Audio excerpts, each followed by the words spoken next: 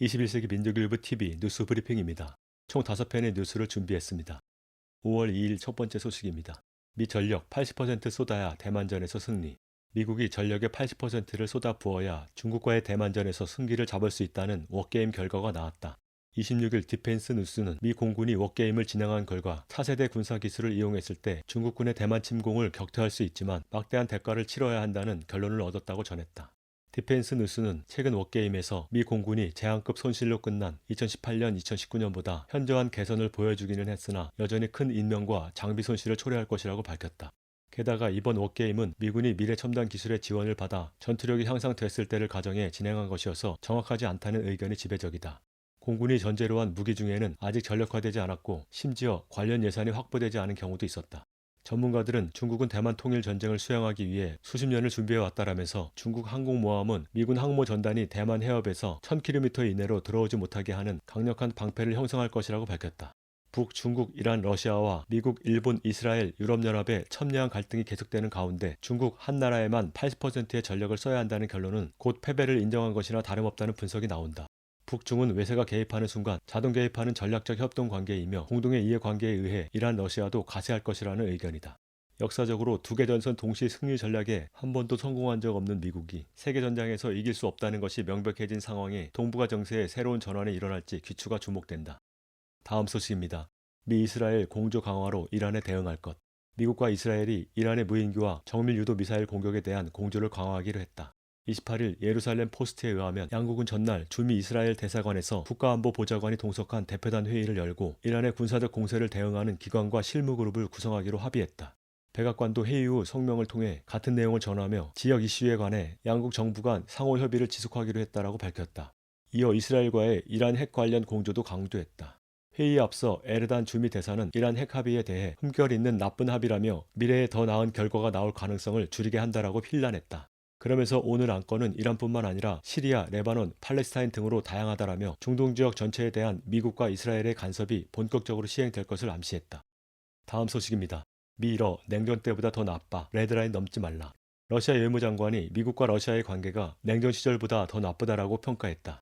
28일 AP통신은 세르게이 러시아 외무장관이 냉전 기간 긴장이 고조되고 위험한 위기 상황이 자주 발생했지만 상호 존중 또한 있었다라며 지금은 그런 게 부족하다라고 지적했다. 이어 미국이 러시아와 중동에 맞서 동맹을 집결하는 군주 같은 자세를 멈춰야 한다라며 미국이 상호 이익의 균형을 바탕으로 존중하는 대화를 하지 않으면 냉전 또는 그보다 더 나쁜 상황에 놓이게 될 것이라고 강조했다. 언론은 바이든 정부 들어서 미국과 러시아의 관계가 더욱 악화됐다고 전했다. 바이든은 지난 15일 러시아 단체 32곳과 개인을 제재하는 행정명령에 사인했다. 여기에는 워싱턴 주재, 러시아 대사관의 정부 당국자 등 10명을 추방하는 내용도 포함돼 있다. 21일 푸틴 대통령은 정글북에 등장하는 호랑이와 이에 아부하는 승냥이를 언급하며 주인에게 잘 보이려 지저댄다고 혹평했다. 그러면서 레드라인을 넘지 말라고 강력히 경고했다. 다음 소식입니다. 바이든 재임 100일 맞아 첫 국회 연설. 바이든 대통령이 28일 재임 100일을 맞아 국회에서 연설했다.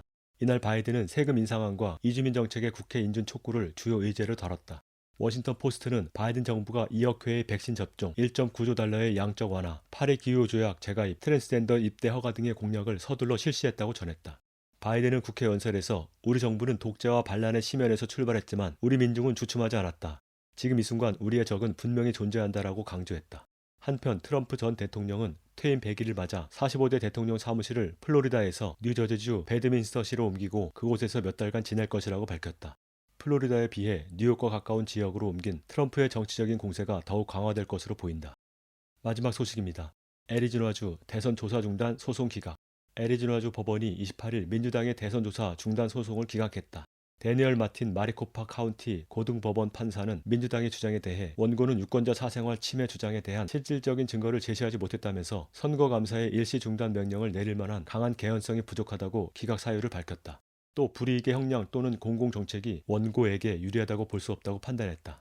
앞서 민주당은 포렌식 업체인 사이버닌자가 직원들에게 감사에 대한 교육을 제대로 실시하지 않았고 보안 조치를 마련하지 않았다고 주장하며 22일 소송을 제기했다. 민주당은 재검표가 이뤄지는 애리조나 피닉스의 재향군인 기념관에 대한 보안 문제도 제기하며 감사 중단을 요구했다. 법원은 이 같은 민주당의 주장을 인정하지 않았다. 마틴 판사는 감사가 이미 시행 중인 것을 감안했으며 선거감사의 중단은 중대한 혼란을 초래할 것이라고 설명했다. 한편 민주당의 우려에 대해 캠베넷 전 애리조나주 국무장관은 무장 보안 요원이 투표용지와 선거 장비가 보관된 시설을 24시간 감시하고 있다면서 선거 절차의 무결성을 확보하기 위한 조치가 취해졌다고 밝혔다.